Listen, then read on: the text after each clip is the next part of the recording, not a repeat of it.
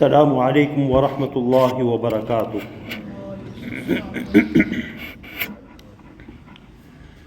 الحمد للہ وحدہ والصلاة والسلام علی من لا نبی بعدہ، اما بعد فاعوذ باللہ من الشیطان الرجیم، بسم اللہ الرحمن الرحیم۔ فالذین آمنوا به وعزروه ونصروه واتبعوا النور الذی انزل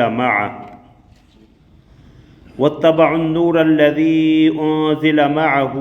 أولئك هم المفلحون۔ صدق اللہ العظیم۔ اللہم صلی علی محمد وعلی آل محمد کما صلیت علی ابراہیم وعلی آل ابراہیم انک حمید مجید۔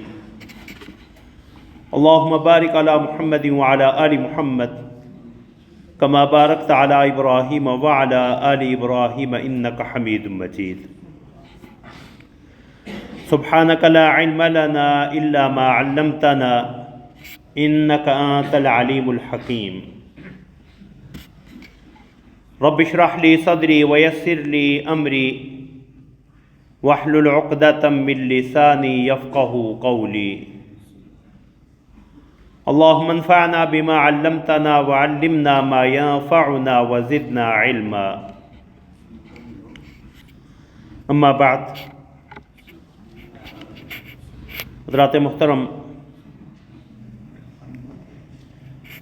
رسول اللہ صلی اللہ علیہ وسلم کے امت پر حقوق کے سلسلہ میں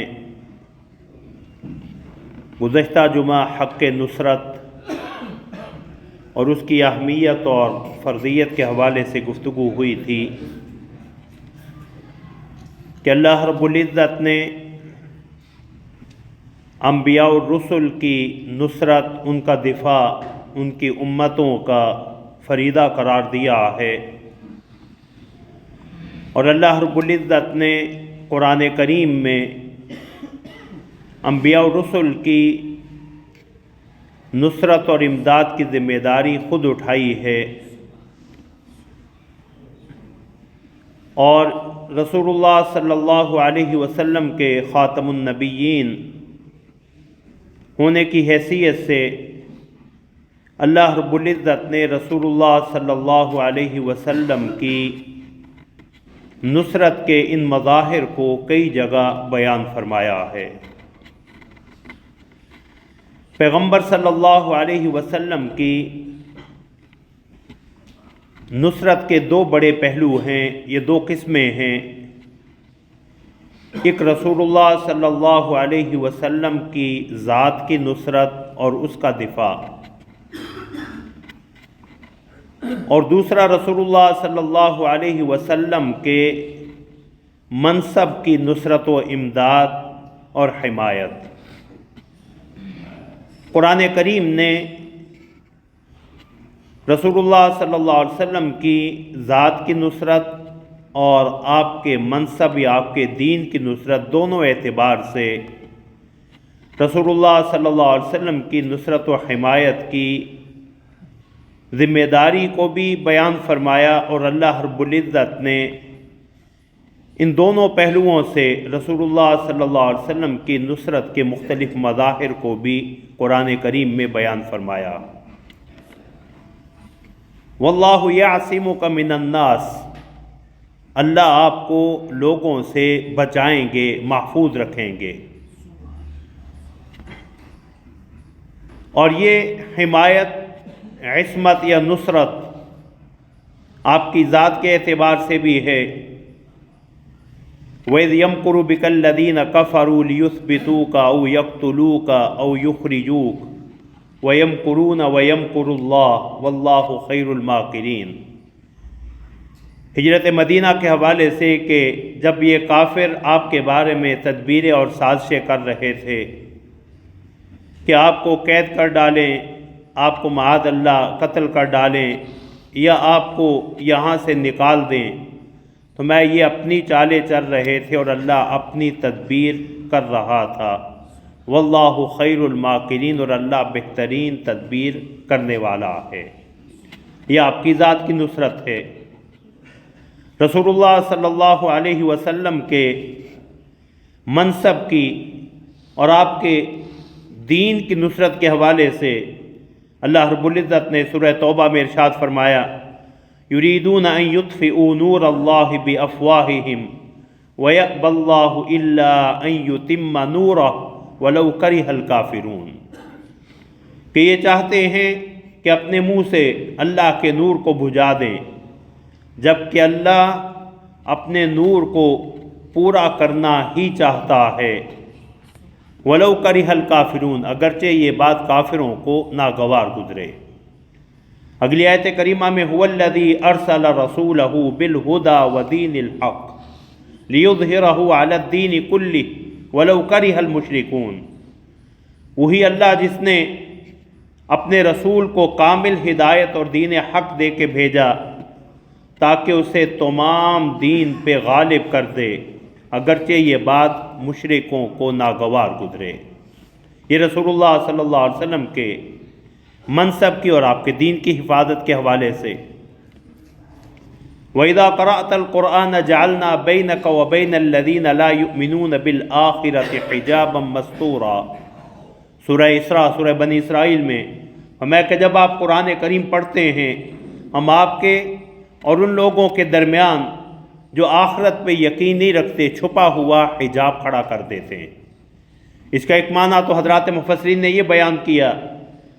कि वो अपनी ज़िद और हठधर्मी की वजह से इससे मुस्तफ़ीद नहीं हो सकते, और दूसरा माना इसका हज़रात मुफस्सिरीन ने यह भी बयान किया है कि वो अगर आपको नुकसान पहुँचाना चाहें तो ऐसा करने पे भी कादिर नहीं हैं। ये ज़ात की हिफाजत है, और इन्ना नहनु नज़्ज़लना ज़िक्र व इन्ना लहू लहाफ़िज़ून, बिलाशुबा हमने ही ये ज़िक्र, ये नसीहत, ये कुरान उतारा और बिलाशुबा हम ही इसकी हिफाजत करने वाले हैं। ये कुरान करीम की दीन की नुसरत और हिमायत का कुरानी वादा है। और अल्लाह रब्बुल इज़्ज़त ने पैगम्बर सल्लल्लाहु अलैहि वसल्लम की ज़ात की नुसरत और हिमायत, उसके इमदाद व दिफा के कई मज़ाहिर कुरान करीम में बयान किए। इल्ला तंसुरू फ़क़द नसरहुल्लाह is अख़रजहुल्लज़ीना कफ़रू सानिय इस्नैनि is Huma fill ग़ार is यक़ूलु लिसाहिबिही ला तहज़न इन्नल्लाह मअना फ़अंज़लल्लाहु सकीनतहु अलैहि व अय्यदहु बिजुनूदिन लम तरौहा व जअल कलिमतल्लज़ीना कफ़रू सुफ़ला व कलिमतुल्लाहि हियल उलिया वल्लाहु अज़ीज़ुन हकीम। अगर तुम इस पैगंबर की मदद नहीं करोगे तो अल्लाह तो तहकीक इनकी मदद कर चुका है। जब उन्हें काफिरों ने निकाला, दो में से दूसरे थे, जब वो दोनों गार में थे, जब वो अपने साथी से कह रहे थे ला तहज़न इन्नल्लाह मअना, घबराओ नहीं, फ़िक्र मत करो, बिलाशुबा अल्लाह हमारे साथ है, तो अल्लाह ने अपना सुकून पे उतारा। व अय्यदहु बिजुनूदिन लम तरौहा, और ऐसे लश्करों से उनकी मदद की जिसे तुमने नहीं देखा। हज़रात मुफस्सिरीन ने लिखा ये फ़रिश्तों की हिफाजत। और फिर जो कुतुब हदीस और कुतुब तफसीर में रिवायात मिलती हैं कि गारे सौर पे रसूलुल्लाह सल्लल्लाहु अलैहि वसल्लम ने जब हिजरत करके पनाह ली, वहाँ मकड़ी का जाला बुन देना, कबूतरी का अंडे दे देना, जो इस चीज़ की निशानी थी कि यहाँ इस गार में कोई नहीं गया, जिसे देख के मुशरिकीन वापस लौटे। तो ये वो लश्कर थे वअय्यदहु बिजुनूदिन लम तरौहा, जिसके ज़रिए अल्लाह ने अपने पैगंबर की मदद की जिन लश्करों को तुम नहीं देख रहे थे। कहीं इसका इजहार जो है वैसे होता है कि एक मुशरिक रसूलुल्लाह सल्लल्लाहु अलैहि वसल्लम पे तलवार सौंध के कहते हैं मैं यासिमुक मिन्नी, आपको मुझसे कौन बचाएगा? तो पैगंबर सल्लल्लाहु अलैहि वसल्लम बड़े एतमाद से कहते हैं अल्लाह, मुझे अल्लाह बचाएगा। अल्लाह के नाम की हैबत और जलाल ऐसी तारी होती है कि तलवार उसके हाथ से गिर पड़ती है। कहीं सुराका बिन मालिक जब पीछा करते हुए, ताक़ुब करते हुए रसूलुल्लाह सल्लल्लाहु अलैहि वसल्लम के करीब पहुंचता है तो अल्लाह के हुक्म से ज़मीन उसके घोड़े को काबू कर लेती है, उसका घोड़ा ज़मीन में धंस जाता है। ये वो तमाम मज़ाहिर हैं जो अल्लाह रब्बुल इज़्ज़त ने फ़क़द नसरहुल्लाह, कि کہ اللہ نے تو اپنے پیغمبر کی مدد کی ہے، اور اللہ رب العزت نے چونکہ پیغمبر صلی اللہ علیہ وسلم کی ذات کی مدد کو بھی امت کی ذمہ داری قرار دیا، حضرات صحابہ نے اس ذمہ داری کو بھی احسن طور پہ ادا کر کے ہمارے لیے کامل نمونہ چھوڑا ہے۔ غزوہ بدر کا موقع ہے، جب رسول اللہ صلی اللہ علیہ وسلم کو اطلاع ملی ابو سفیان کے قافلے کی، وہ قافلہ تو بچ کے نکل گیا، ابو جہل کے لشکر کی آمد کی اطلاع ملی تو رسول اللہ صلی اللہ علیہ وسلم نے حضرات صحابہ سے مشورہ کیا۔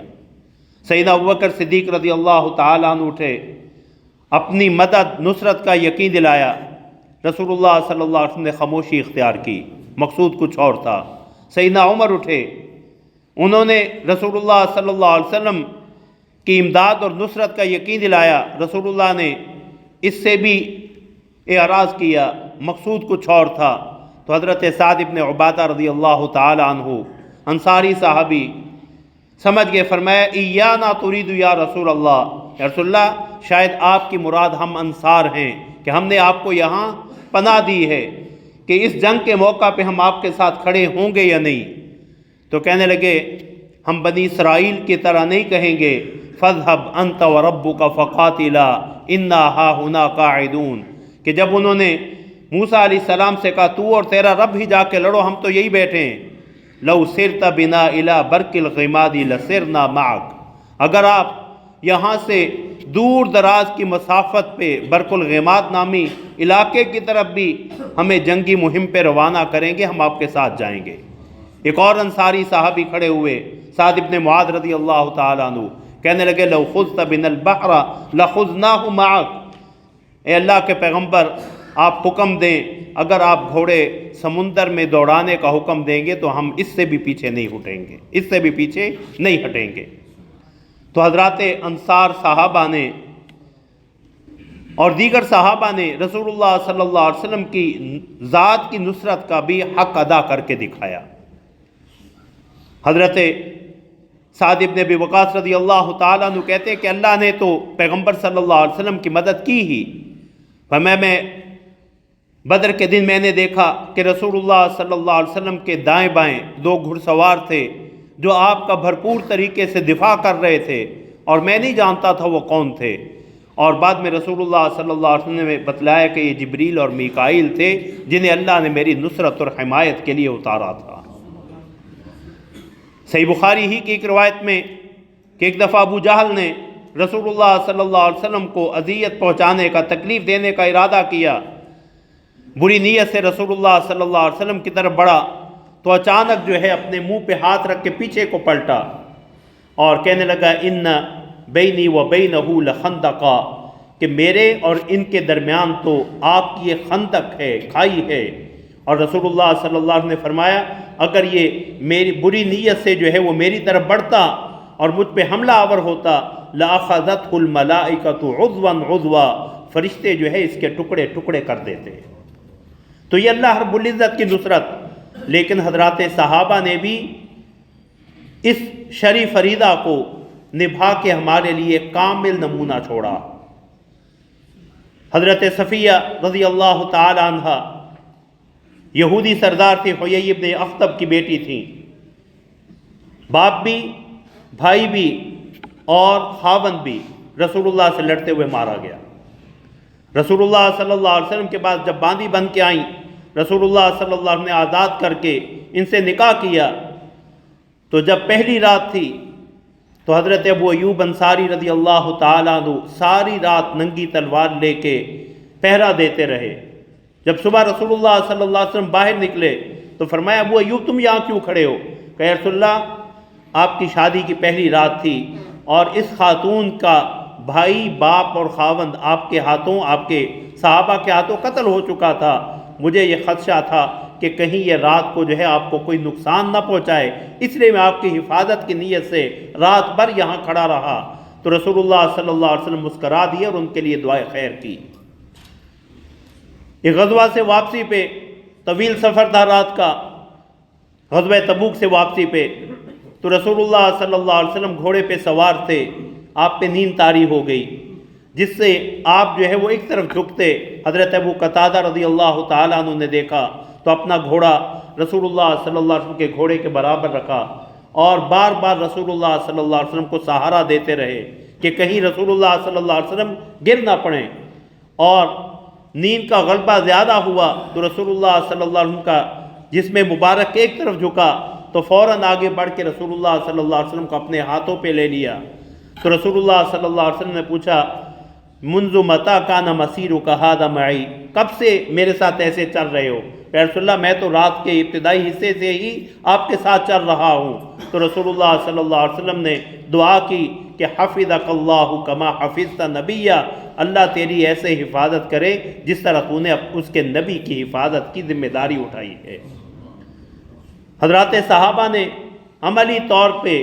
رسول اللہ صلی اللہ علیہ وسلم کی نصرت کا حق ادا کر کے دکھایا۔ صلح حدیبیہ کے بعد اگلے سال عمرۃ القضاء کے موقع پہ جب رسول اللہ صلی اللہ علیہ وسلم عمرہ ادا کرنے کے لیے گئے، صحیح بخاری کی حدیث ہے، حضرت انس رضی اللہ تعالیٰ عنہ فرماتے ہیں کہ کننا نسترہ، کہ ہم نے رسول اللہ صلی اللہ علیہ وسلم کو طواف کے دوران اور سعی کے دوران اپنے گھیراؤ میں، اپنے جو ہے وہ حصار میں لیا ہوا تھا کہ کہیں کوئی کافر یا مشرک رسول اللہ صلی اللہ علیہ وسلم کو کوئی نقصان نہ پہنچا سکے۔ غزوہ احد ہی کا موقع ہے، رسول اللہ صلی اللہ علیہ وسلم نے جب خالد ابن ولید جو اس وقت ایمان نہیں لائے تھے، انہوں نے پہاڑی درے کو خالی دیکھا اور اپنے گھڑ سواروں کے دستے کے ساتھ مسلمان لشکر پہ حملہ آور ہوئے۔ مسلمان لشکر میں بھگدڑ مچی، خود رسول اللہ صلی اللہ علیہ وسلم بھی زخمی ہوئے۔ تو رسول اللہ صلی اللہ علیہ وسلم نے اس موقع پہ ایک جملہ ارشاد فرمایا، میں یشتری نفسہ لی، میرا دفاع کرتے ہوئے کون اپنی جان قربان کرے گا؟ زیاد ابن سکن رضی اللہ تعالیٰ عنہ انصاری صحابی ہیں، اپنے 15 ساتھیوں سمیت جو ہے وہ کھڑے ہوئے، ایک ایک کر کے سارے جو ہے وہ شہید ہو گئے، اور رسول اللہ صلی اللہ علیہ وسلم کا دفاع کرتے ہوئے آخر میں جب یہ بھی زخمی ہو کے گر پڑے تو رسول اللہ صلی اللہ علیہ وسلم ان کے قریب آئے، فوسدہ قدمہ، رسول اللہ صلی اللہ علیہ وسلم نے اپنا قدم مبارک ان کے سر کے نیچے بطور تکیہ رکھا، اور اسی عالم میں جو ہے وہ حضرت زیاد ابن سکن رضی اللہ تعالیٰ عنہ کی جان اللہ کے حوالے ہوئی۔ انہی جانثاروں میں حضرت ابو دجانہ بھی ہیں، حضرت انس ابن نضر بھی ہیں۔ انس ابن نضر رضی اللہ تعالیٰ عنہ 70 یا 80 جو ہے وہ نشانات زخم ہیں ان کے جسم میں، اور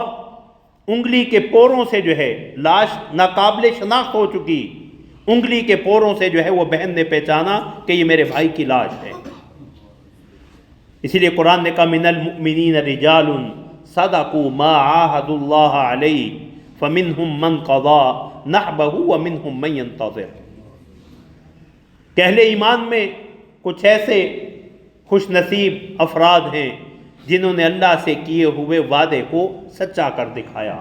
پورا کر دکھایا۔ فَمِنْهُمْ مَنْ قَضَى نَحْبَهُ، کچھ ایسے ہیں جنہوں نے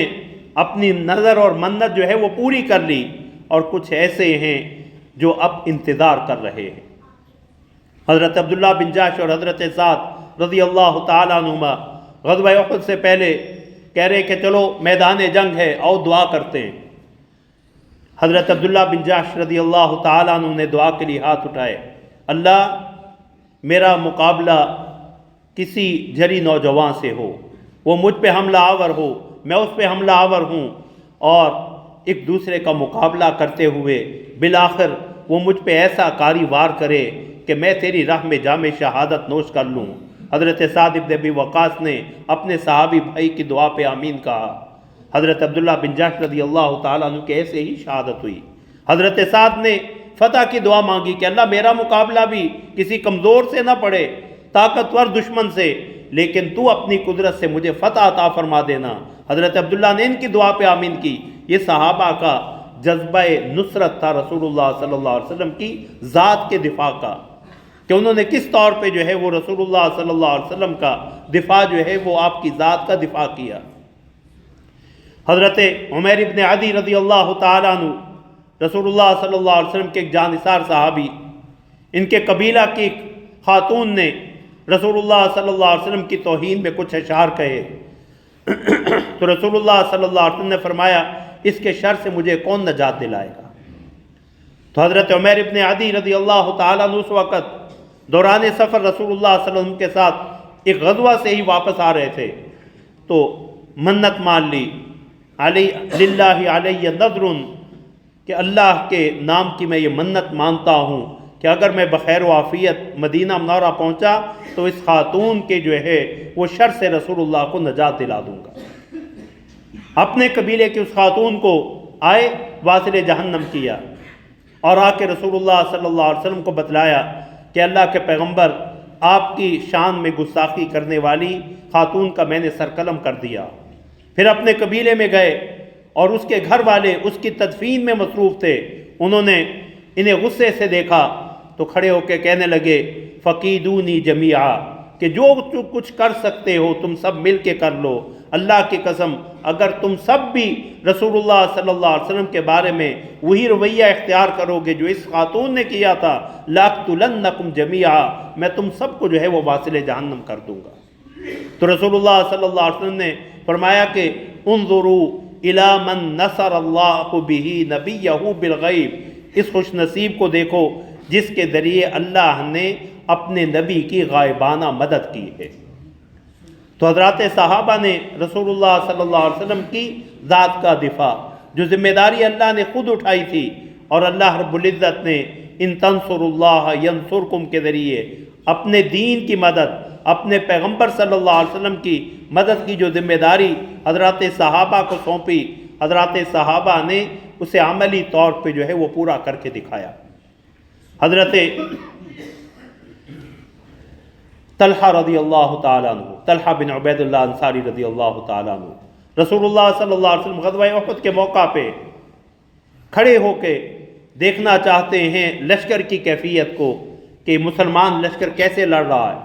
تو حضرت طلحہ فوراً کہتے ہیں یا رسول اللہ آپ کھڑے ہو کے نہ دیکھیں، نحری دون نحرک، میرا سینہ آپ کے سینے کے سامنے ہے، میں یہاں کھڑا ہوں، آپ جو ہے وہ کھڑے نہ ہوں کہیں دشمن کا کوئی تیر یا جو ہے وہ نیزہ آپ تک نہ پہنچے۔ حضرت طلحہ رضی اللہ تعالیٰ عنہ کے حوالے سے یہ آتا کہ رسول اللہ صلی اللہ علیہ وسلم کا دفاع کرتے ہوئے غزوہ بدر میں، غزوہ احد میں ادب بھی، تعظیم بھی اور نصرت بھی،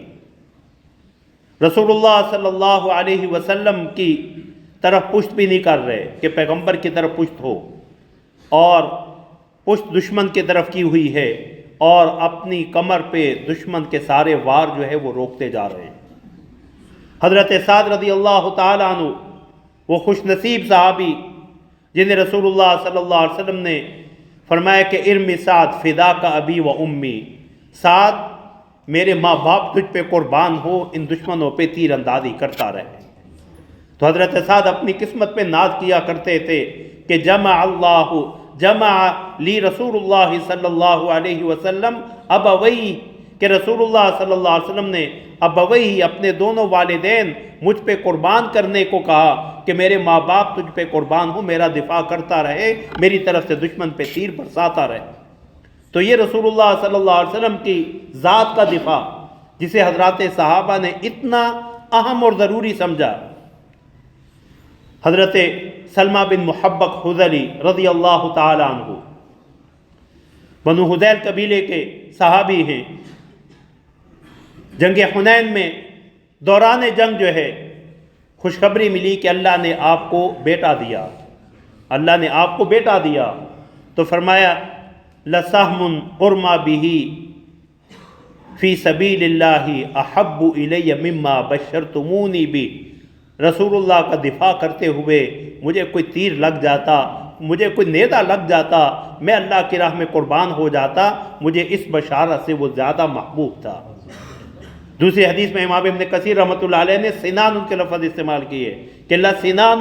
أُطْعَنُ بِهِ، وہ نیزہ جو مجھے رسول اللہ کا دفاع کرتے ہوئے لگتا، احب الیہ مما بشرتمونی بھی، مجھے اس بشارت سے اور بیٹے کی خبر سے زیادہ محبوب تھا۔ تو رسول اللہ نے اسی مناسبت سے ان کے بیٹے کا نام بھی سنان رکھا، اور وہ بھی صحابی سنان ابن سلمہ بن محبق الحذلی رضی اللہ تعالی عنہما۔ حضرات صحابہ نے رسول اللہ صلی اللہ علیہ وسلم کی ذات کے دفاع کو بھی اپنا شرعی فریضہ سمجھا۔ رسول اللہ صلی اللہ علیہ وسلم غزوہ احد ہو، غزوہ بدر ہو، دیگر غزوات ہوں، غزوہ خندق ہو، حضرت حذیفہ رضی اللہ تعالیٰ عنہ فرماتے ہیں کہ غزوہ خندق کے موقع پہ رسول اللہ صلی اللہ علیہ وسلم نے فرمایا کہ کون ہے جو دشمن کی خبر لے کے آئے گا؟ سخت سردیوں کی رات، اور فرمایا کسی میں ہمت نہیں پڑ رہی تھی کہ وہ جو ہے وہ جائے اور پھر دشمن کے لشکر میں جا کے جو ہے اپنی جان کو خطروں میں ڈالنا۔ تو رسول اللہ کی نظر اپنے جانثار صحابی حضرت حذیفہ پہ پڑی۔ رسول اللہ نے فرمایا کم یا حذیفہ، حذیفہ جاؤ تم یہ خبر لے کے آؤ۔ حضرت حذیفہ کہتے میرے دل کی کیفیت یہ تھی کہ اگر رسول اللہ صلی اللہ علیہ وسلم کا حکم نہ ہوتا تو شاید میں آج خود کھڑا نہ ہوتا، لیکن اللہ رب العزت نوازتے کیسے۔ فرمایا اس سخت سردی میں جو ہے جب اٹھا اور میں خیمے سے باہر نکلا تو مجھے ایسے محسوس ہو رہا تھا جیسے میں گرم پانی میں تیرتا ہوا دشمن کے لشکر کی طرف چلتا جا رہا ہوں۔ فرمایا میں وہاں گیا، ان کے ساتھ بیٹھا، تاریکی تھی، تو ابو سفیان کہنے لگا کہ ہر شخص جو ہے وہ اپنے ساتھی کے بارے میں کنفرم کر لے، تاکید کر لے کہ کون ہے، کہیں مسلمانوں کی طرف سے کوئی آدمی تو نہیں آیا۔ تو حضرت حذیفہ کہتے ہیں سب سے پہلے میں نے اپنے ساتھی جو میرے ساتھ بیٹھا تھا اس کے ہاتھ کو ہاتھوں میں لیا اور قریش کے ایک اس سردار کے بارے میں جس کے بارے میں مجھے یقین تھا کہ وہ اس جنگ میں نہیں آیا، میں نے اس کا نام لے کے کہا میں فلاں ہوں، تو کون ہے؟ تو انہیں اطمینان ہو گیا۔ فرمایا رسول اللہ صلی اللہ علیہ وسلم کے حکم کی تعمیل کر کے جب میں رسول اللہ صلی اللہ علیہ وسلم کے پاس واپس آیا اور ان کے لشکر کی تعداد اور دیگر معلومات رسول اللہ کو دیں تو پیغمبر صلی اللہ علیہ وسلم نے مجھے اپنے خیمے میں ہی جو ہے وہ سلا لیا اور اپنا جبہ مبارک جو ہے وہ میرے اوپر دے دیا، یہاں تک کہ صبح کی اذان تک میں سویا رہا۔ اور جب صبح کی اذان ہوئی تو پیغمبر صلی اللہ علیہ وسلم نے فرمایا قم یا نعمان، وہ سونے والے اٹھ، اب نماز کا وقت ہو چکا۔ تو الا تنصروہ فقد نصرہ اللہ، اگر تم پیغمبر کی مدد نہیں کرو گے تو اللہ نے اپنے پیغمبر کی مدد کی ہے۔ پیغمبر صلی اللہ علیہ وسلم کی ذات کی نصرت ہمارے لیے کیسے ممکن ہے؟ حضرات علماء نے لکھا ہے کہ ختم نبوت کا معاملہ ایسا ہے جو رسول اللہ صلی اللہ علیہ وسلم کا ذاتی وصف ہے۔ ختم نبوت کا دفاع رسول اللہ صلی اللہ علیہ وسلم کی ذات کا دفاع ہے، اور یہ اس قدر اہم معاملہ کہ سارے دین کی بنیاد جو ہے وہ اس پہ کھڑی ہے۔ پیغمبر صلی اللہ علیہ وسلم کی ختم نبوت، آپ کا سابقہ شریعتوں کا مصدق ہونا اور آخری نبی ہونا، یہ رسول اللہ صلی اللہ علیہ وسلم کا وہ امتیازی وصف ہے کہ اس کا دفاع اور اس کے لیے اپنی توانائیاں صرف کرنا، اس مشن کو لے کے چلنا، یہ رسول اللہ صلی اللہ علیہ وسلم کے ذات کا دفاع ہے، کیونکہ اس کا تعلق رسول اللہ صلی اللہ علیہ وسلم کے ذاتی اوصاف کے ساتھ ہے۔ تو حضرات صحابہ نے رسول اللہ صلی اللہ علیہ وسلم کے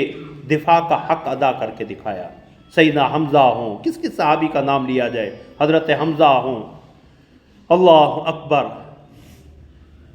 دشمن نے جنہیں بعد میں اللہ نے توفیق ہے، یہ بھی اللہ کے فیصلے ہیں، وحشی بن حرب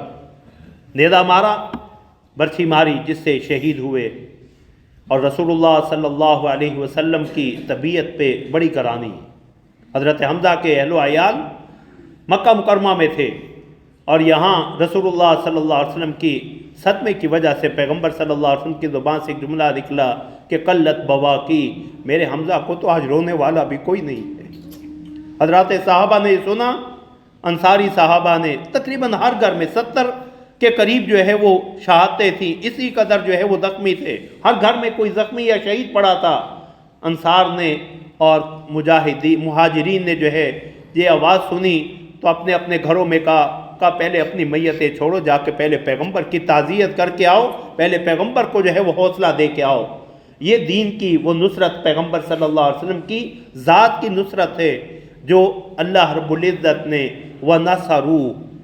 فَالَّذِينَ آمَنُوا بِهِ وَعَزَّرُوهُ وَنَصَرُوا، جو آپ پہ ایمان لائیں، آپ کی تعظیم و توقیر کریں، آپ کا ساتھ دیں اور آپ کی مدد کریں۔ جس مدد کی ذمہ داری اللہ نے خود اٹھائی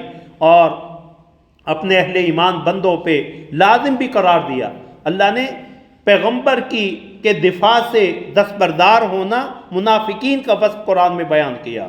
ما کان لأہل المدینۃ